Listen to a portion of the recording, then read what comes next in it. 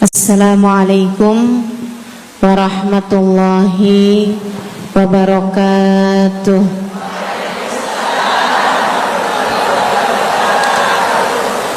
Alhamdulillah, wassalatu wassalamu ala Rasulillah Muhammad ibn Abdillah wa ala alihi wa sahbihi wa man walah. Subhanaka la ilma lana illa ma 'allamtana innaka antal alimul hakim. Rabbi shrah li sadri wa yassir li amri wahlul 'uqdatan min lisani yafqahu qawli. Amma ba'du. Alhamdulillah, tema kita hari ini istiqomah menuju ridha Allah subhanahu wa ta'ala. Qul amantu billah thumma istaqim, kata Nabi Muhammad sallallahu alaihi wasallam kepada seorang pemuda yang meminta nasihat. Ya Rasulullah, ausini, wahai Rasul, tolong nasihati aku. Kita kalau ketemu orang mulia jangan minta duit, Bu. Kita kalau datang ketemu sama orang-orang yang kita tahu doanya mustajab, sangat soleh, hidupnya baik, apalagi jika dia adalah kekasih Allah subhanahu wa ta'ala. Kamu kalau berjumpa dengan ulama, jangan minta sesuatu yang duniawi.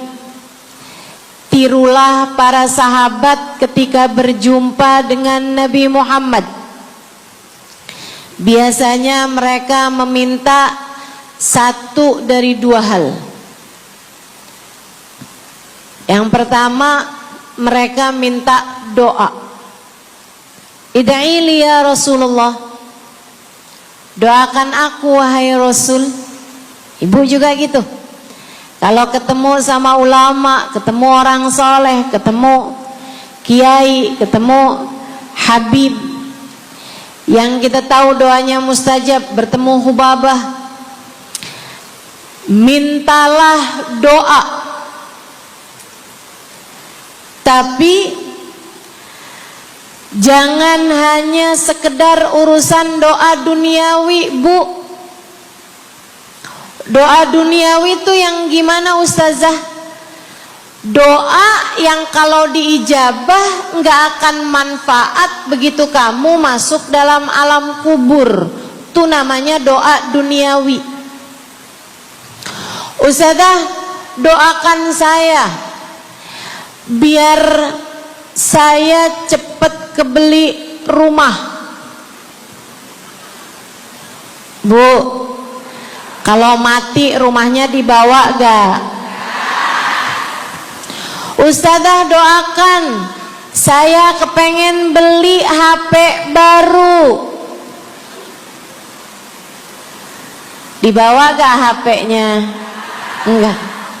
Itu namanya doa duniawi. Ustazah, doakan biar suami saya tambah cinta.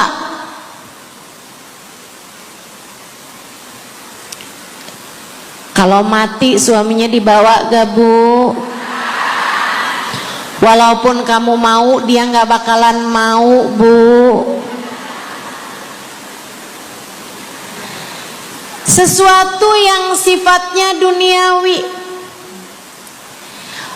Ustazah, doakan biar anak saya soleh. Duniawi apa bukan? Bukan. Sebab kesolehan anak akan jadi tambahan bekal bagimu ketika kamu masuk dalam alam kubur. Jadi nggak boleh nih Ustazah doa urusan duniawi. atau minta didoakan urusan-urusan duniawi? Boleh, tapi jangan cuma itu. Nanti takutnya kamu nyesel. Kalau selama di dunia kamu doanya hanya untuk urusan dunia, takutnya begitu masuk dalam kuburan sudah tidak ada lagi doa yang akan Allah ijabah untukmu ketika kamu ada dalam alam kubur nanti. Sayang. Jadi kalau doa, prioritaskan urusan akhirat.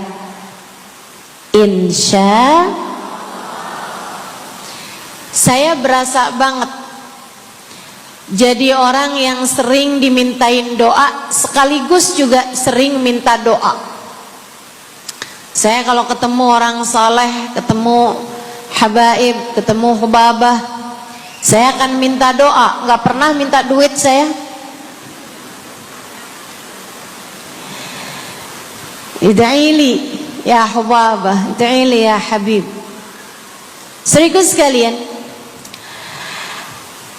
sebagai orang yang sering juga dimintain doa, Ustazah doakan saya.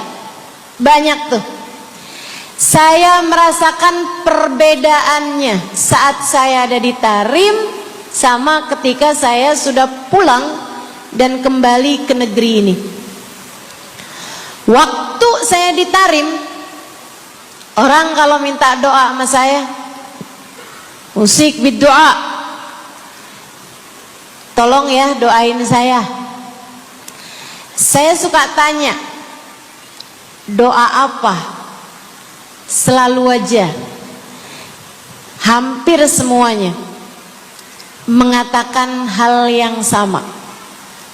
Ida'ili bihusnil khatimah. Doakan saya biar husnul khatimah. Begitu nyampe ke Indonesia, kalau ada orang bilang Ustazah doain saya, biasanya lanjut tuh doanya, minta apa langsung dibilang, nggak pakai tanya. Ustazah doain saya biar utang cepat lunas. Ustazah doain saya biar cepat dapat jodoh. Ustazah doain saya biar jadi orang kaya. Ustazah doain saya biar suami nggak mendua. Ya Allah, ternyata kebanyakan orang kita kalau minta doa seringnya urusan duniawi. Bukan berarti nggak boleh, boleh aja sih. Cuman takutnya begitu kamu mati nyesel kalau semua doamu selama ini adalah sesuatu yang tidak ikut kamu bawa ketika kamu mati. Kalau kita lihat para sahabat ketika mereka berjumpa dengan Nabi Muhammad, selalu saja banyak diantara mereka yang minta doa. Nabi pernah tanya, doanya apa? Macem-macem jawaban para sahabat. Ada yang begini, Harithah menjawab, Ida'ili an yarzuqani Allah asyhada fi sabilih. Rasul, doakan saya biar saya dikaruniai mati syahid di jalan Allah. Ada lagi yang lain doanya, ya Rasulullah, id'ili an yarzuqani Allah murafaqatan bika ya Rasulullah. Doakan biar saya nanti di masa sesudah kematian saya di masa akhirat nanti bisa mendampingimu wahai Rasulullah, bisa berjumpa denganmu wahai Rasul, bisa ada dalam rombonganmu wahai Rasulullah. Doa-doa yang sangat ukhrawi, doa-doa yang sangat akhirat, karena mereka sudah paham tujuan hidup sesungguhnya adalah mencari ridha Allah Subhanahu wa ta'ala. Tujuan hidup sesungguhnya adalah bergerak menuju surga Allah Subhanahu wa ta'ala. Tujuan hidup sesungguhnya adalah berpulang kepada Allah dalam keadaan Allah ridha kepada kita. Sahabat minta didoakan, ama yang kedua minta nasihat. Kita juga nyontoh, kalau ketemu orang soleh, kalau ketemu ulama, kalau ketemu habaib, ketemu kiai, ketemu bunyai, ketemu hubabah, ketemu ustadzah, ketemu ustadz, minta nasihat. Selain daripada minta doa, mintalah nasihat.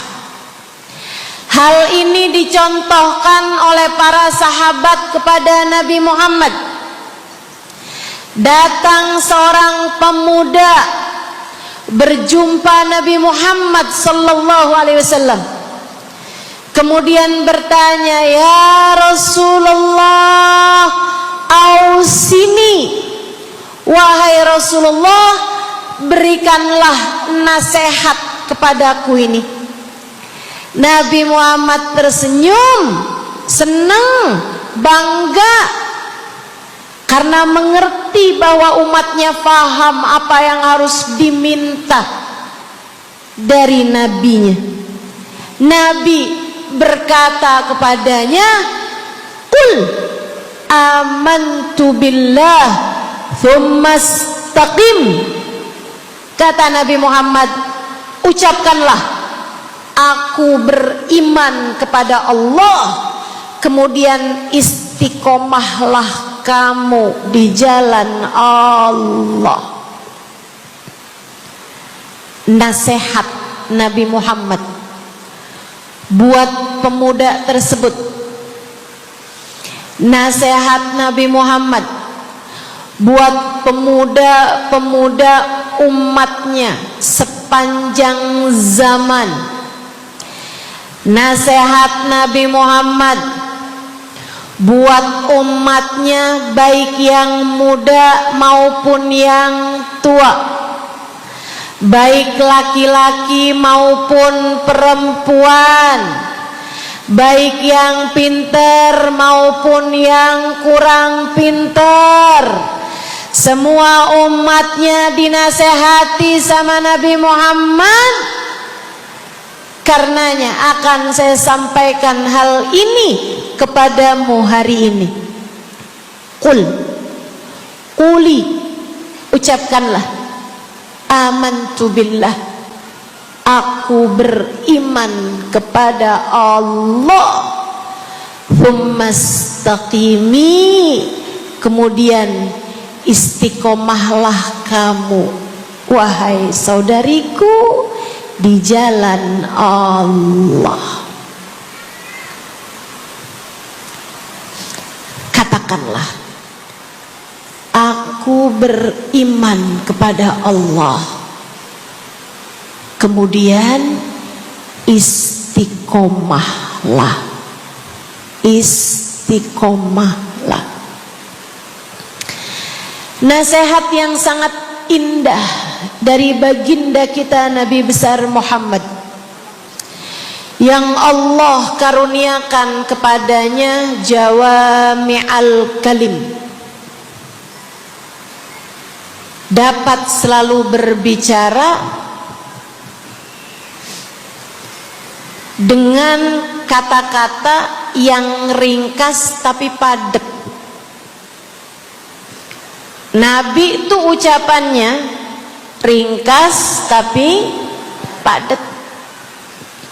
Nggak kayak saya, Bu, udahlah panjang. Dan ya,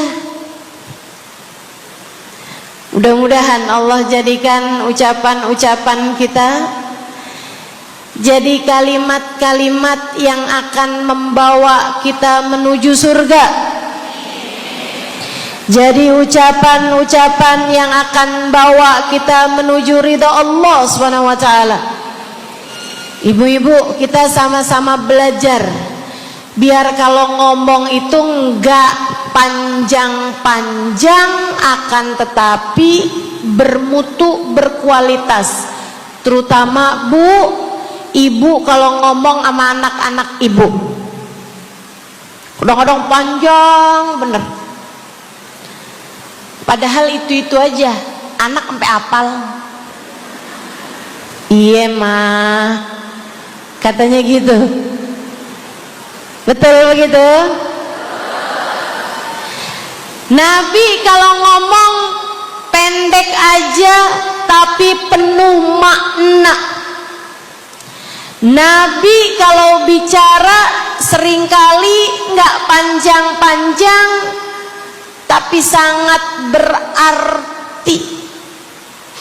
Satu hadis beliau saja bisa disyarahkan, diberi keterangan, hingga bahkan berkitab-kitab banyaknya. Ibu-ibu sekalian, salah satu dari ucapan ringkasnya Nabi Muhammad, amantu billah, kata Nabi, qul amantu billah tsumma istaqim, ucapkanlah aku beriman kepada Allah, kemudian istiqomahlah di jalan Allah. Apa itu istiqomah? Lurus, jangan belok-belok. Lurus, jalan terus. Jalannya adalah jalan yang lurus. Itu yang selalu kita minta dalam tiap rakaat sholat kita. Kita berdoa kepada Allah, ihdinas siratal, ya Allah, tempuhkanlah untuk hidup kami ini jalanmu yang lurus. Sama kayak kamu lagi bilang, ya Allah, karuniakanlah dalam kehidupan kami keistiqomahan di jalanmu ya Allah. Kamu selalu minta istiqomah 17 kali sekurangnya tiap hari. Betapa sangat pentingnya istiqomah ini, saudaraku sekalian, berada dalam jalan yang lurus. Saya mau bahas jalan lurus yang dimaksud ini apa aja. Satu, kamu harus lurus imannya. Amantu billah, aku beriman kepada Allah. Kata Nabi Muhammad sallallahu alaihi wasallam, qul amantu billah, ucapkanlah aku beriman kepada Allah. Maka istiqomah tersebut yang nomor satu adalah dalam urusan keimanan.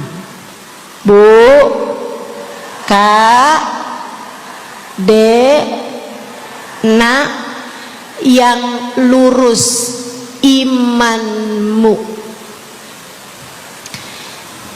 Iman yang lurus tuh yang gimana, Ustazah? Iman yang lurus adalah memahami dua kalimat syahadat yang menjadi pintu gerbang keimananmu.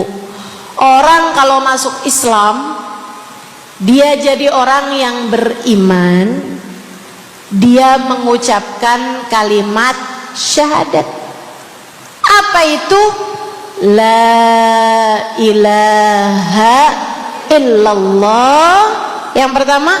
Yang kedua, Muhammad Rasulullah. Tidak ada Tuhan selain Allah. Itu harus kamu miliki dalam hatimu secara lurus, istiqomah. Enggak ada Tuhan selain Allah. Jangan hari ini Tuhannya Allah, besoknya Tuhannya duit. Apapun aja yang disuruh sama duit, yang ada duitnya, yang haram-haram pun diterjang. Lah kenapa begitu? Saudaraku sekalian, qul amantu billah, ucapkan aku beriman kepada Allah, aku faham arti la ilaha illallah. Tidak ada Tuhan selain Allah. Tidak ada yang mengatur kehidupan selain Allah. Tidak ada yang memberi rezeki selain Allah. Maka berimanlah kepada Allah. Kalau ada istri bilang sama suaminya, kalau kamu nanti pulang bawa duit, ahlan wa sahlan, selamat datang. Tapi kalau kamu pulang nanti nggak bawa duit, silakan tidur di luar.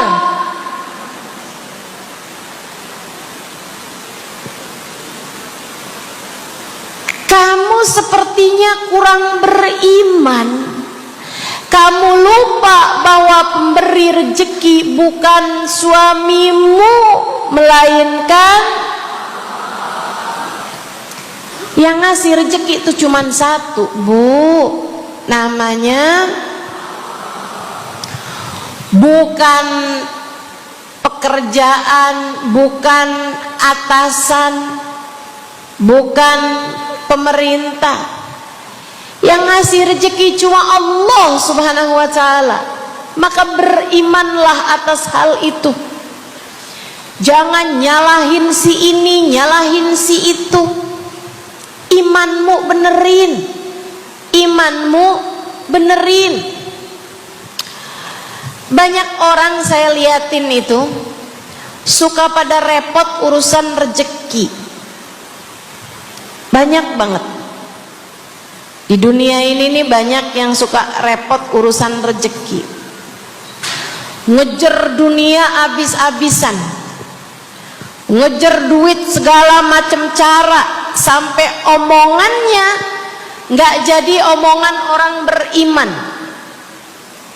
Waktu dibilangin jangan nyari rezeki yang haram, cari rezeki yang halal. Jangan berani ngambil yang bukan hakmu. Dia bilang begini nih, ya ustazah nggak tahu zaman sekarang. Jangankan nyari yang halal, nyari yang haram juga susah saja.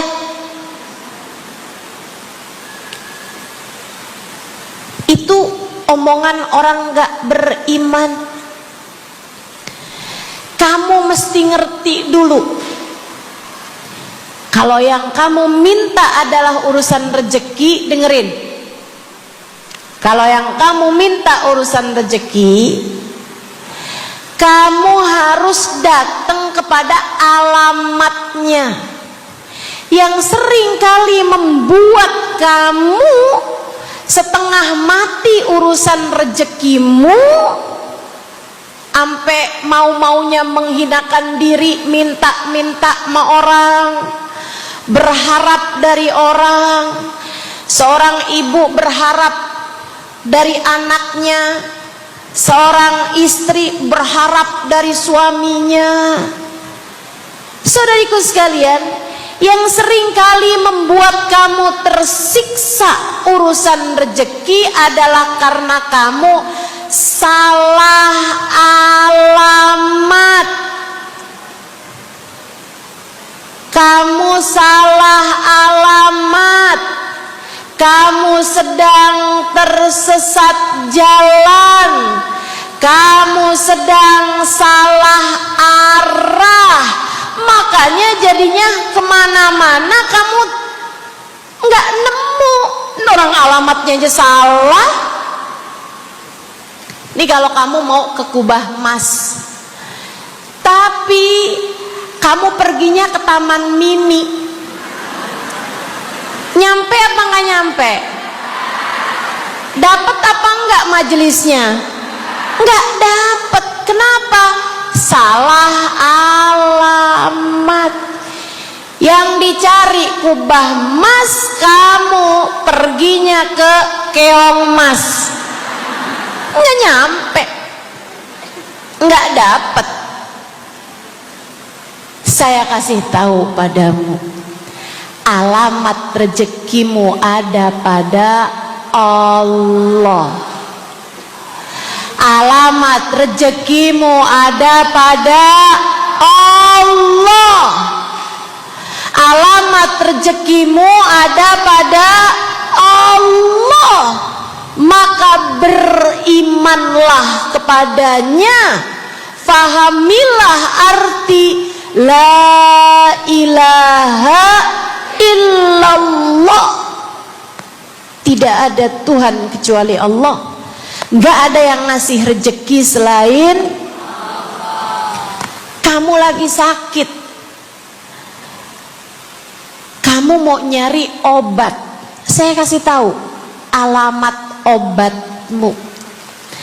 Alamat yang bisa menyembuhkanmu hanya satu, namanya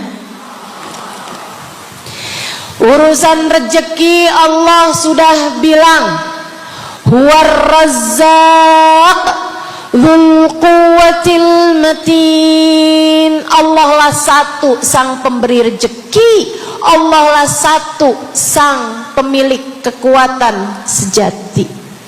Jadi kamu kalau mau nyari rezeki, datanglah ke alamatnya, datanglah kepada Allah. Kamu lagi mau nyari kesehatan, jangan salah alamat. Datanglah kepada sang pemilik kesehatan. Alamatnya yaitu Allah yang telah mengatakan, fa idza maridtu fahuwa yashfin.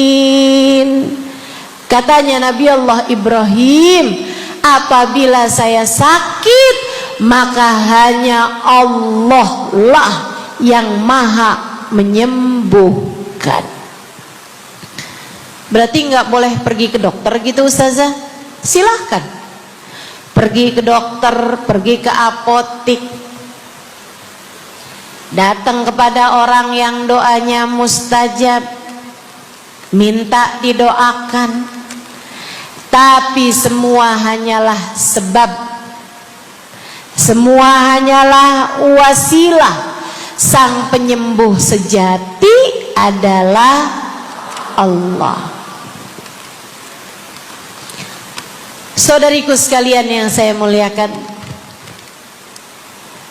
kalau kamu merasa saya lemah Ustazah, gak punya kekuatan, kalau kamu merasa saya bodoh Ustazah, saya tidak mengerti di mana alamat ilmu, di mana alamat pengetahuan. Bu, Kak, Nak, anak-anak nih yang masih lagi belajar di pondok pesantren, yang masih lagi belajar di mana-mana, saya kasih tahu padamu, alamat ilmu ada pada Zat yang Maha Satu, namanya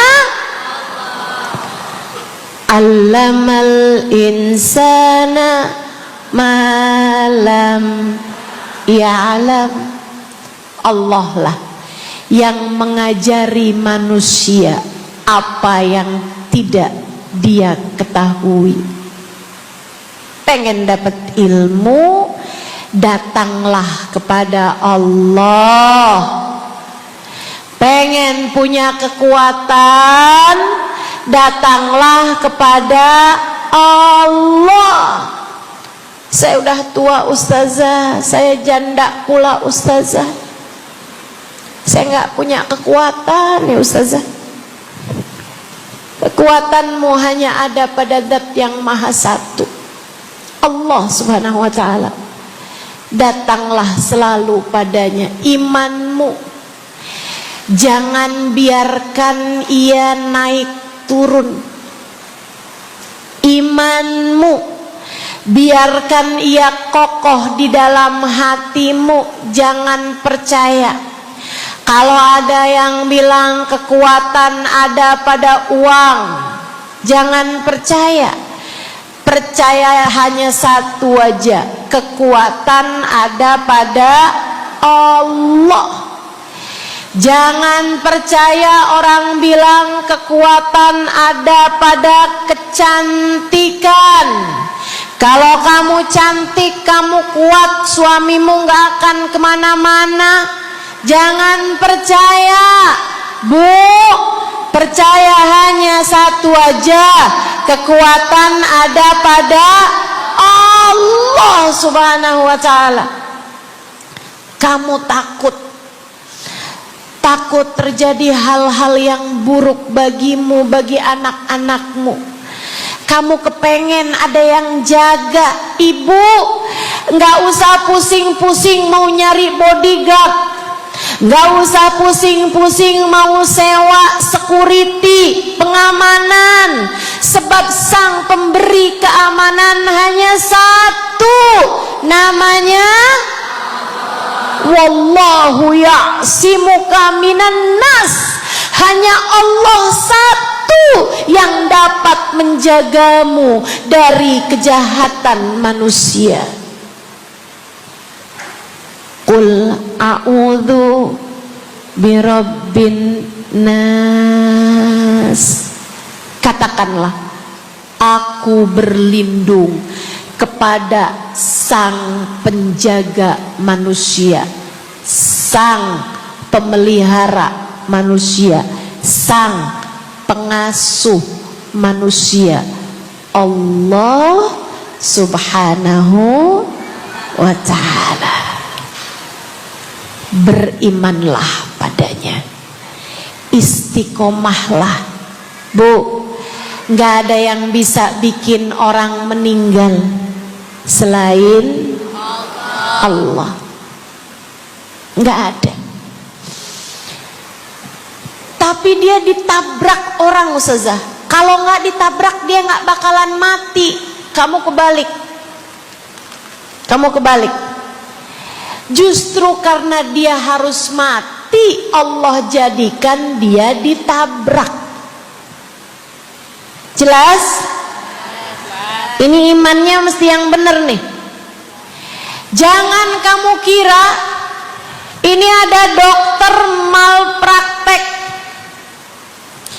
sehingga dia kemudian meninggal dunia. Jangan kamu kira karena salah minum obat dia mati. Bukan, ibu-ibu sekalian, justru karena dia harus mati, karenanya kemudian ketemu sama dokter yang malpraktek lah, ketemu sama obat yang salah lah.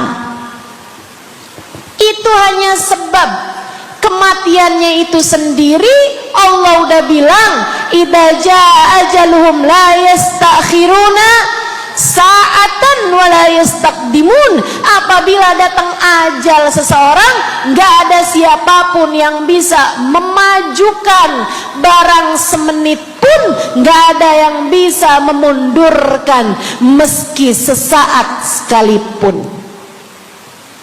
Nggak ada. Emang udah kepastiannya.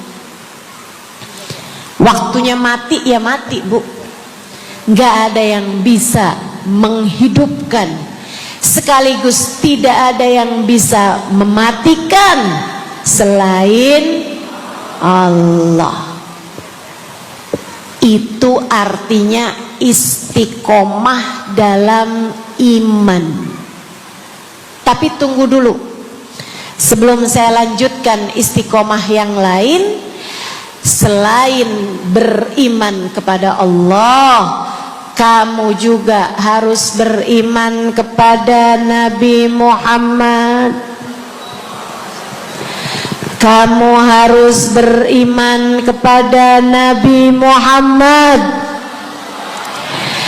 Beriman bahwa beliau adalah, a'udzubillahi minasyaitonirrajim, qul innama ana basyarum mithlukum yuha ilayya.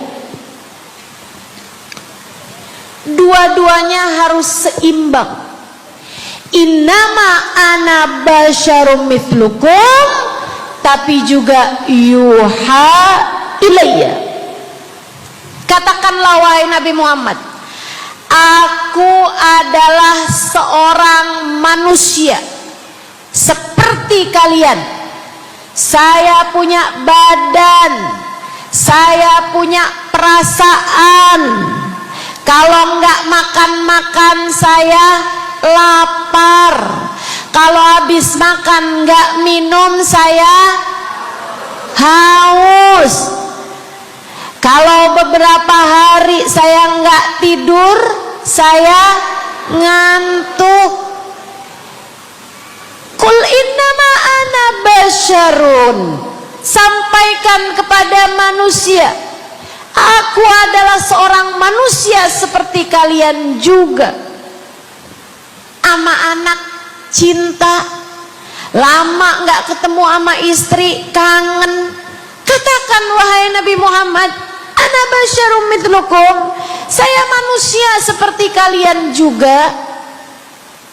Kalau ada yang disayang kemudian meninggal, sedih, karena Nabi adalah seorang manusia. Tapi tunggu dulu, beliau tidak hanya sekedar manusia. Itu adalah satu sisi kehidupan Nabi Muhammad. Jangan lupa, innama ana basyarum mithlukum, tapi yuha ilayya, aku diberi wahyu, aku hamba wahyu, aku berbincang-bincang dengan Allah, kalian tidak. Aku berbicara langsung dengan Allah, kata Nabi Muhammad, kalian tidak. Aku dituruni malaikat Jibril, kalian tidak. Aku diberi wahyu Al-Quran 30 juz, kalian tidak barang seayat pun.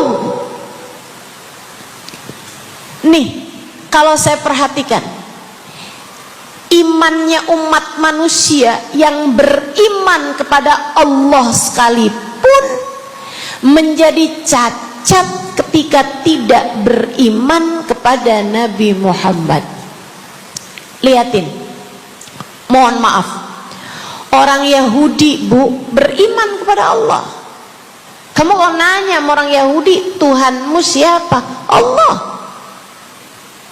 Tapi mereka nggak beriman kepada Nabi Muhammad. Apa apakah mereka disebut orang yang beriman? Tidak. Orang Nasrani, apakah mereka beriman kepada Allah? Iya. Tapi apakah mereka beriman kepada Nabi Muhammad? Tidak. Apakah mereka beriman? Tidak. Bahkan umat Islam ada yang mempercayai sesudah Nabi Muhammad ada nabi yang lain, namanya Mirza Ghulam Ahmad, sehingga mereka menyebut agama mereka Islam, tapi agama Islamnya pakai ada kelanjutannya, Islam Ahmadiyah. Apakah mereka beriman? Tidak. Sebab syarat iman selain la ilaha illallah juga ada Muhammad Rasulullah. Bahkan Bu, ada banyak di antara kita orang-orang yang iman kepada Allah luar biasa, tapi kalau urusan kepada Nabi Muhammad, kalau lagi diceritain Isra Mi'raj, dia bilang Nabi Muhammad tuh nggak usahlah segitu amat diperayakan Isra Mi'rajnya. Nabi Muhammad tuh Isra Mi'raj cuman sekedar ruhnya aja, badannya nggak pakai Isra Mi'raj. Jadi Nabi itu orang ngelihatnya kayak tidur aja, ruhnya aja yang melayang-layang. Isra Mi'raj bener, tapi ruhnya aja, badannya nggak pakai pergi. Jadi kalian nggak usah berlebih-lebihan sama Isra Mi'raj. Oh kenapa gitu? Kamu nggak percaya sama Isra Mi'raj, sama badan-badannya Nabi sekalian kamu nggak percaya? Kenapa? Ya karena itu nggak masuk akal. Manusia kan nggak bisa kayak gitu. Nabi Muhammad kan manusia. Kamu lupa bahwa Nabi walaupun manusia, beliau adalah yuha ilayya. Beliau adalah hamba wahyu.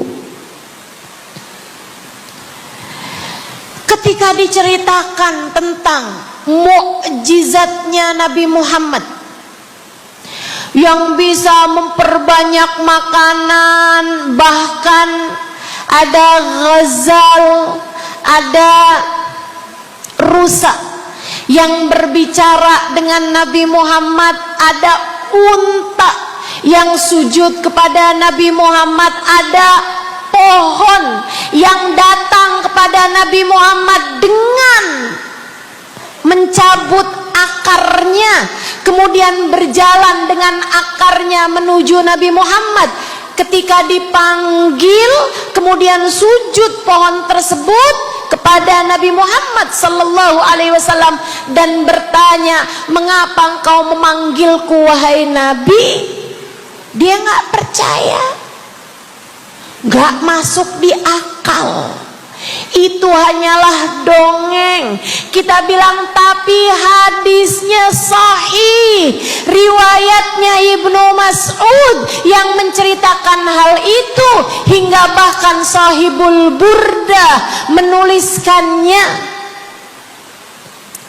Katanya Sahibul Burda Al-Imamul Busiri, ja'at lidakwatihil asjaru sajidatan tamshi ilaihi ala saqin bila qadami. Datang ketika dipanggil sama Nabi Muhammad pepohonan, mereka datang dengan, mereka berjalan dengan akar-akar mereka, kemudian sujud di hadapan Nabi Muhammad. Ini tentang iman. Mereka nggak percaya. Mereka ngakunya paling beriman. Mereka ngakunya paling lurus imannya. Tapi kenapa kalau mengenai Nabi Muhammad kamu menjadi timpang? Ketika melihat orang ramai-ramai bersolawat kepada Nabi Muhammad, mereka kegerahan. Ketika melihat orang-orang ramai datang ke majelis-majelis maulid, merayakan, bergembira atas lahirnya Nabi Muhammad, mereka kegerahan sampai mereka bikin GAM. Apaan tuh? Gerakan anti maulid. Oh, ada lagi mereka menyebut diri mereka GAS. Apaan tuh? Saya tanya. Gerakan anti solawat. Lah, kenapa kamu kegerahan sama Nabi Muhammad? Hah? Kenapa kamu ngerasa kayak takut banget umat begitu cinta sama Nabi Muhammad? Ada apa denganmu? Kamu lupa Nabi Muhammad memang manusia, tapi Qul innama ana basyarum mithlukum yuha ilayya. Jangan pernah pisahkan Nabi. Meskipun beliau seorang manusia seperti kita, tapi beliau adalah hamba wahyu. Beliau adalah hamba wahyu. Kamu gerah banget orang bersolawat sama Nabi Muhammad. Ada masalah apa sama kamu? Kamu gerah banget orang baca maulid Nabi Muhammad. Bahkan ada orang-orang yang ngaku paling Islam, tapi gerah banget ngelihat orang berziarah ke makam Nabi Muhammad. Ada masalah apa sama kamu? Yang bermasalah bukan kami umat Nabi Muhammad. Yang bermasalah adalah imanmu. Sebab ketika kita diminta beriman kepada Nabi Muhammad, jangan hanya fokus kepada kemanusiaan Nabi Muhammad, fokuslah pula kepada beliau sebagai hamba wahyu. Saudaraku sekalian yang saya muliakan, istiqomah dalam iman. Beriman kepada Allah, beriman kepada Rasulullah. Cinta kepada Allah, cinta kepada Rasulullah. Cinta kepada Rasulullah, cinta kepada keluarga Rasulullah, cinta kepada sahabat Rasulullah, dan istiqomahlah dalam cinta tersebut. Jadi istiqomah menuju ridha Allah yang pertama adalah istiqomah dalam iman. Yang kedua, istiqomah dalam taat. Bu, Kak, istiqomah dalam taat. Kamu disuruh sholat,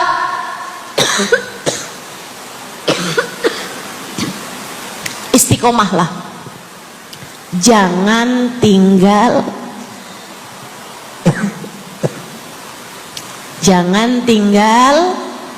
sholat.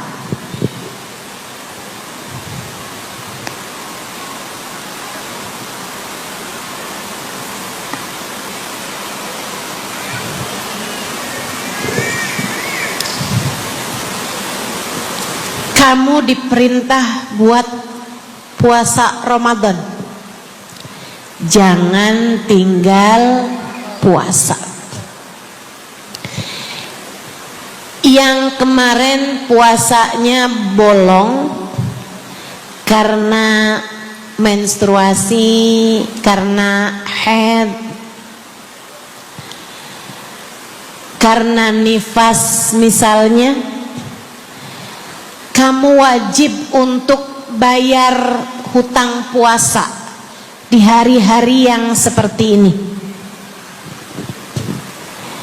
Jangan sampai hutang kamu nggak dibayar. Kadang-kadang sampai Syakban belum lunas juga. Pas ditanya, kamu kok nggak bayar-bayar utangnya tuh? Habisnya nggak ada yang nagih. Kamu minta siapa yang nagih? Israel. Jangan sampai datang malaikat Israel mencabut nyawamu sementara kamu masih punya hutang puasa yang belum kamu lunasi. Kamu diperintah Allah buat taat. Istiqomahlah dalam jalan taatmu. Jangan tinggal perintah Allah. Dek, kalau kamu dilamar sama laki-laki yang gak sholat, jangan mau. Tapi dia baik, Ustazah. Baik menurut siapa?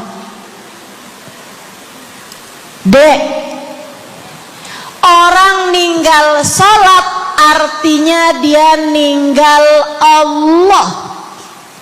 Saya bilangin, kalau Allah aja dia tinggal, apalagi kamu. Dia bilang dia gak bakal ninggalin saya, Ustazah, karena katanya dia gak sanggup hidup tanpa saya. Dek, jangan percaya. Jangan percaya. Allah aja dia tinggalin loh, apalagi kamu. Apalagi kamu. Orang yang, kata para ulama nih Bu, Dek, orang yang peringatan Allah tidak bermanfaat padanya, dia tidak akan bermanfaat dengan peringatan siapapun. Kalau lagi cinta sih dia bisa ngomong apa aja. Tapi percayalah, yang bisa ninggal Allah, dia bisa ninggal siapapun. Istiqomahlah di jalan Allah. Istiqomah di jalan Allah. Jangan berani ninggal Allah. Jangan berani ninggal salat. Jangan berani ninggal ibadah. Kenapa gitu Ustazah? Karena yang pegang nasib kamu Allah. Ini nasihat abah saya yang akan saya pegang sampai kapanpun. Abah saya pernah pulang-pulang dari kerjanya, dia cerita, abah tadi ketemu Nok sama orang yang dulu abah pengen jadi kayak dia. Dia itu dulu waktu zaman abah muda, abah kepengen kayak dia, ganteng, kaya, sehat, orang tuanya kaya, dia bisa sekolah. Abah kepengen sekolah, nggak ada biayanya. Abah harus bantu orang tua buat nyari nafkah, sehingga akhirnya putus sekolah. SD aja nggak tamat, kata abah saya. Serius kalian, Kata abah kepengen banget jadi kayak dia itu waktu zaman abah muda. Tadi abah ketemu sama dia di trotoar. Abah kaget ngelihat dia. Kenapa, Bah? Dia sekarang gila.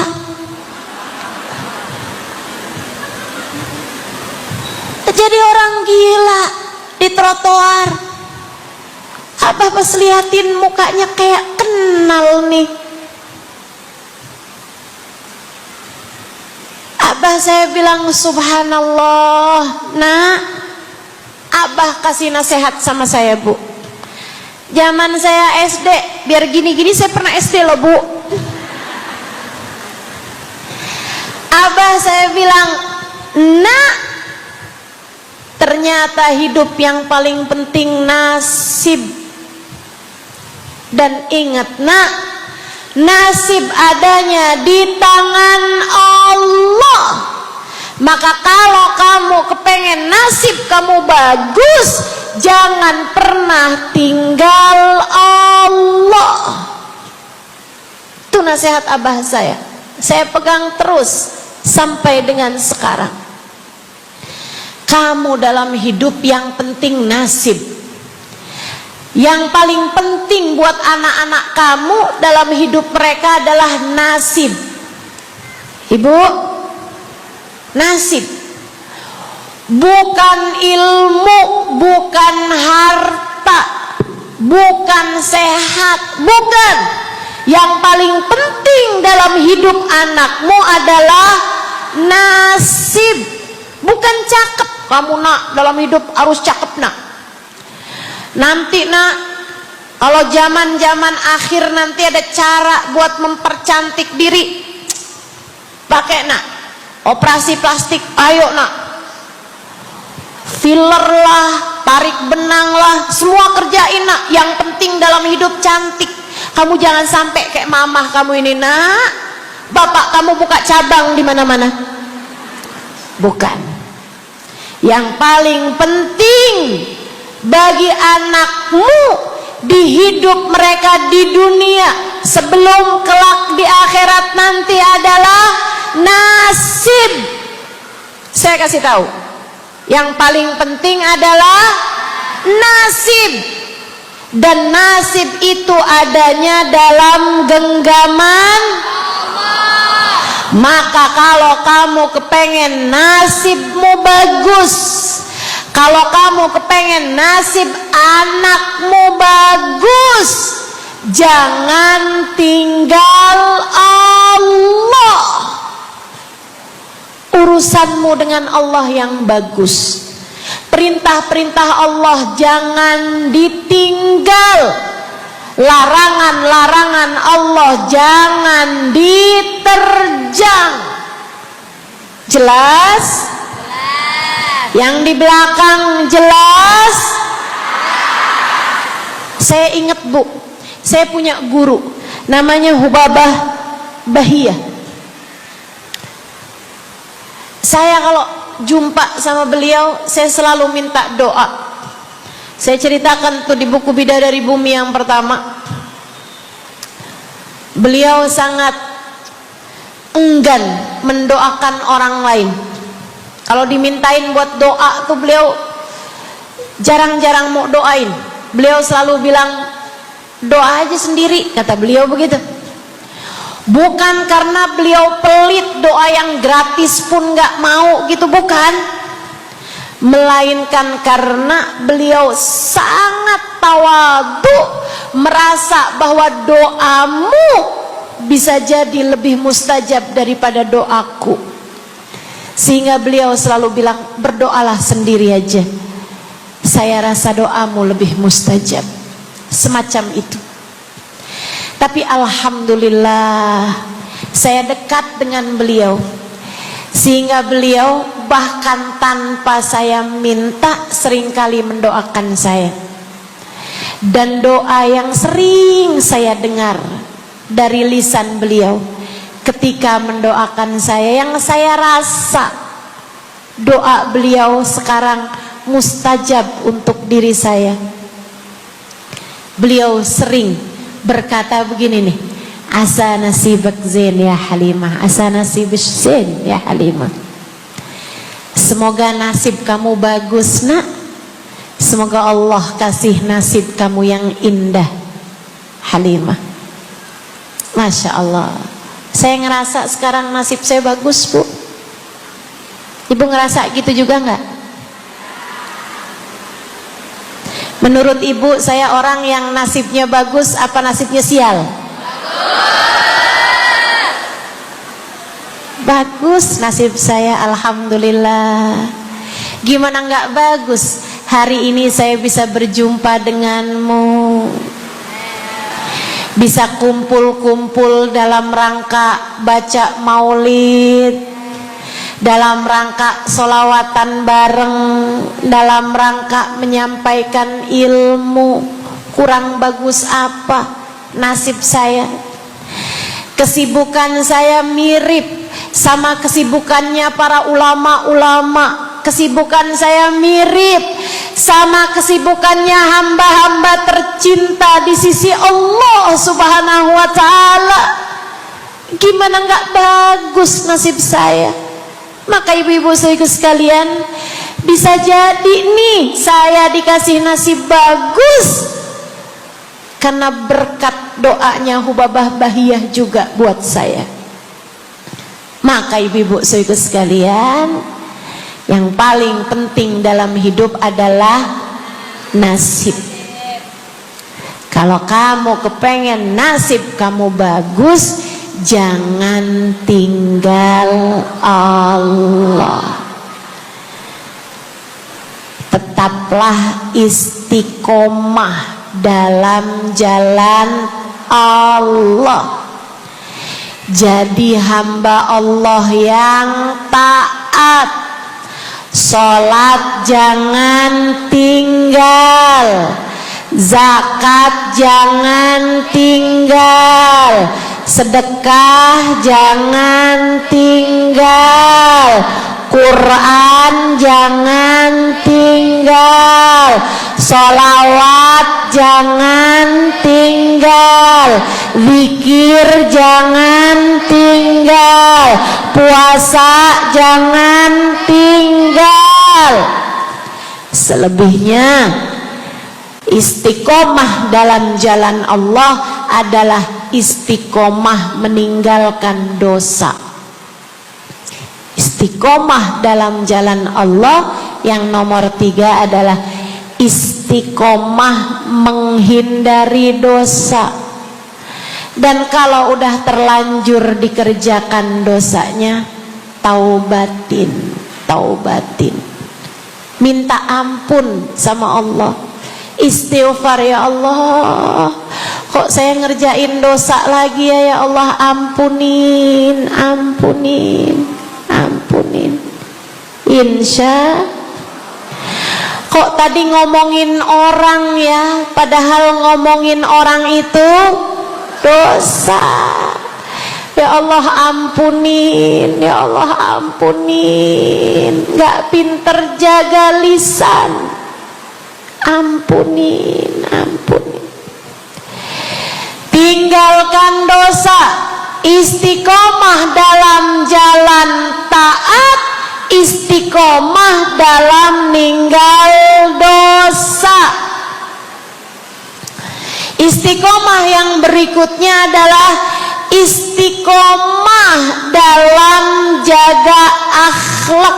Istiqomah dengan berakhlak, beradab. Milikilah akhlak yang mulia. Sama orang tua yang bagus ngomongnya, yang bagus akhlaknya.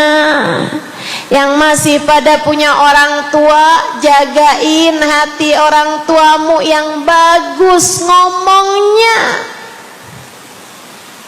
Jangan sampai kamu menyesal ketika ibumu, ayahmu diambil Allah Subhanahu wa ta'ala.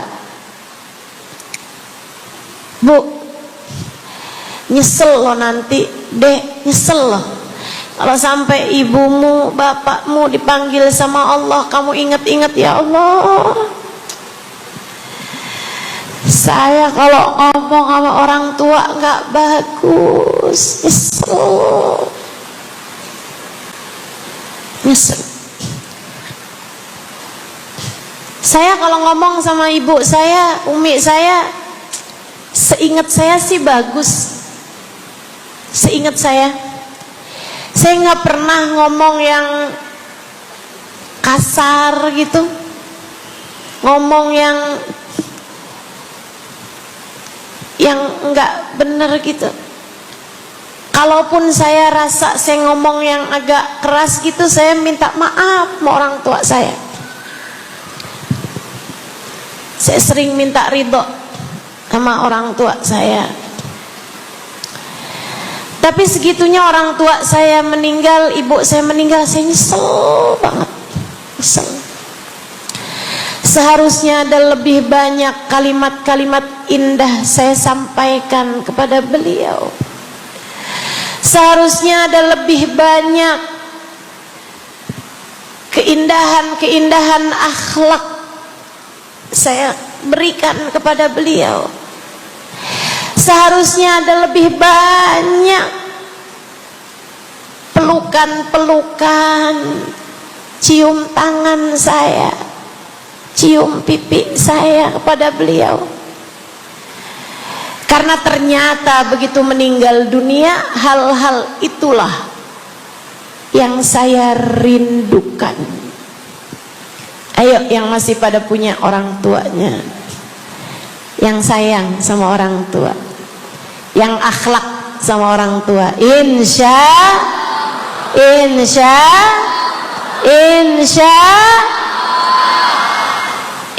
Allah. Belajar kita buat jaga akhlak, istiqomahkan akhlakmu, luruskan akhlakmu kepada orang-orang terdekat denganmu. Ngomong sama temen yang bagus ngomongnya, ngomong sama orang yang bagus ngomongnya, ngomong sama guru yang bagus ngomongnya, ngomong sama suami, bu belajar yuk. Saya juga punya suami soalnya. Sama-sama belajar buat kita jaga omongan kita. Insya Allah. Sama-sama belajar jaga akhlak kita kepada orang-orang yang ada di sekitar kita. Mudah-mudahan Allah muliakan kita dengan akhlak yang terpuji. Amin ya rabbal alamin. Biar nggak banyak nyeselnya, biar nggak banyak nyeselnya. Insya Allah. Saya pernah bu, ada ketemu temen. Saya udah lama nggak ketemu sama dia. Saya deket sama dia, cuman ada masanya kan, kadang-kadang sama yang deket juga kita jadi jarang ketemu gitu kan. Saya jarang ketemu gitu sama dia belakangan. Kemudian saya ketemu sama dia di salah satu majelis maulid. Pas lagi majelis maulid saya ketemu sama dia gitu. Begitu ketemu, saya kangen, saya pelukin dia. Saya ingat tuh hari Selasa, saya pelukin dia, terus saya bilang, saya sayang sama kamu dunia akhirat, kamu teman saya dunia akhirat. Ya ustazah doain saya ya ustazah, terus ya ustazah. Iya, saya sayang sama kamu dunia akhirat. Habis itu saya datang majelis itu, saya ngajar ini apa, pas pulang udah gak ketemu lagi. Rebo, Kemis, malam Jumat, pagi subuh saya dikabarin dia meninggal dunia. Saya sampai kaget banget. Selasa loh ini, Rebo, Kemis, 2 hari doang. Ibu-ibu saudariku sekalian, ketika ketika datang meninggalnya, saya tahu dia adalah seseorang yang meninggal husnul khatimah. Semua yang dia mintain sama saya diijabah Allah Subhanahu wa taala. Dia bilang, "Ustazah, doain saya meninggal Jumat." Karena pernah saya bilang orang kalau meninggal Jumat dalam keadaan beriman, itu ya, meninggalnya husnul khatimah, nggak akan diadab dalam kuburnya. Dia bilang, "Ustazah, doain saya ya, biar saya meninggalnya Jumat." Iya, saya bilang. Satu hari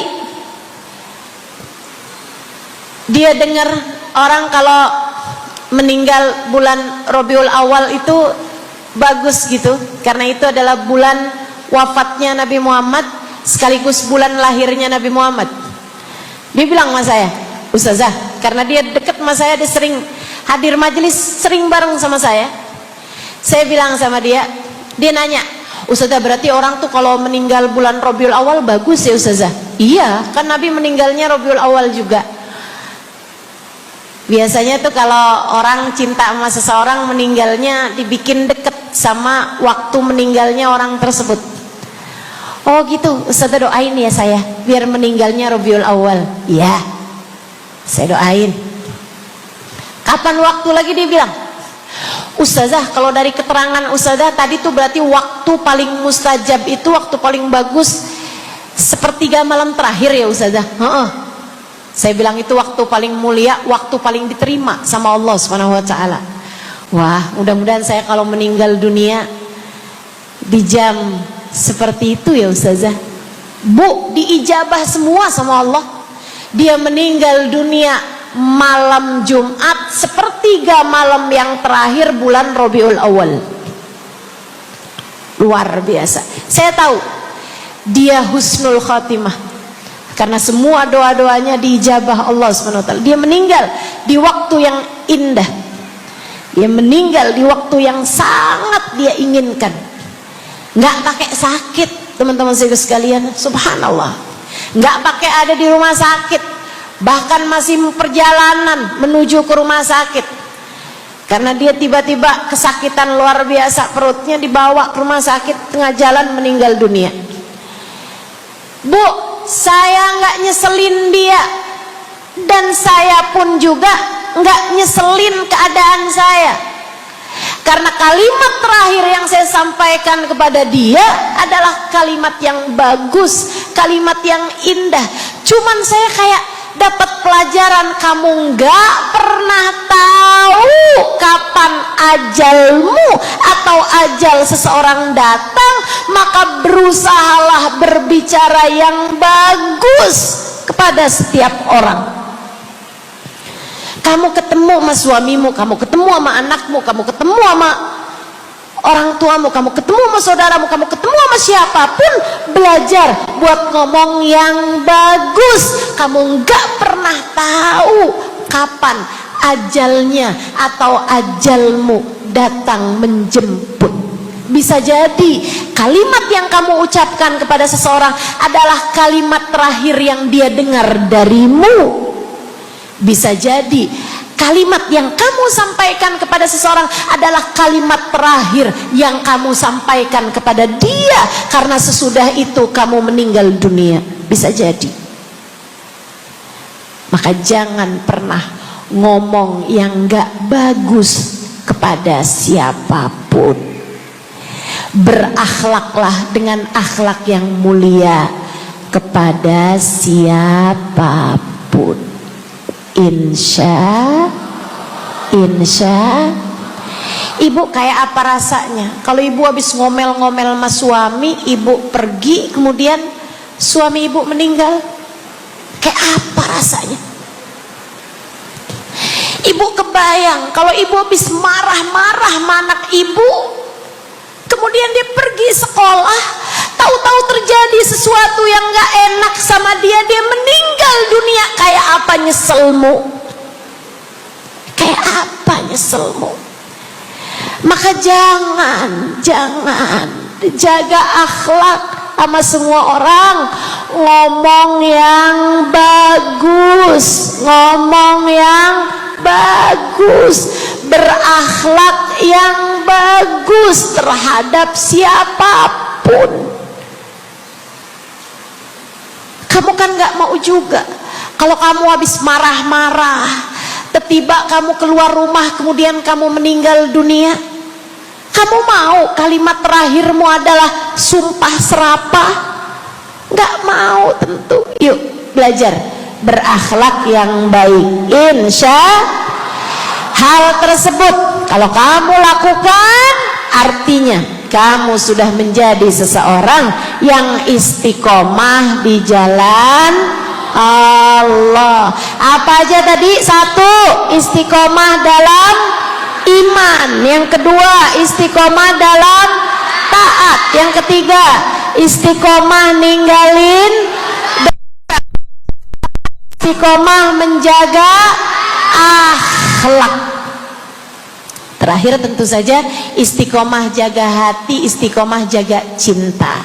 Cintai Nabi Muhammad, cintai sahabat Nabi Muhammad, cintai keluarga Nabi Muhammad, cintai para ulama, cintai guru-guru, cintai suami sendiri, cintai orang tua, cintai anak, cintai sahabat, cintai segenap umat Islam. Mudah-mudahan dengan cara itu kita kelak di hari akhirat nanti dikumpulkan dalam rombongan umatnya Nabi besar Muhammad sallallahu alaihi wasallam. Mudah-mudahan ilmu yang kita dengar hari ini bisa menjadi ilmu yang bermanfaat buat kita dunia dan akhirat. Ala hadhihi niyyah wa bikulli niyyatin salihah jamiah syamilah ila hadratin Nabi Muhammad sallallahu alaihi wa ala alihi wasallam.